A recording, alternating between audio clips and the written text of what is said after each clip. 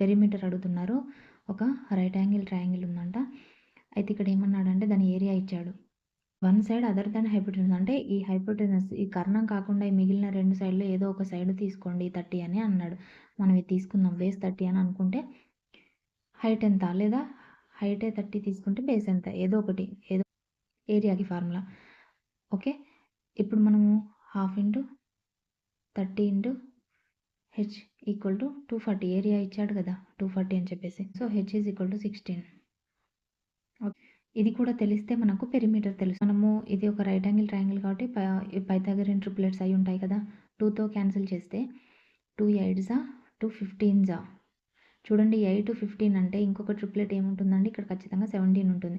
ఇక్కడ వీటిని 2తో క్యాన్సిల్ చేశాం కాబట్టి దీన్ని కూడా 2తో మల్టిప్లై చేయాలంటే 17 2 34 అయ్యి ఉంటుంది. అంటే 34ని 2తో క్యాన్సిల్ చేస్తేనే కదా 17 వస్తుంది. ఓకే.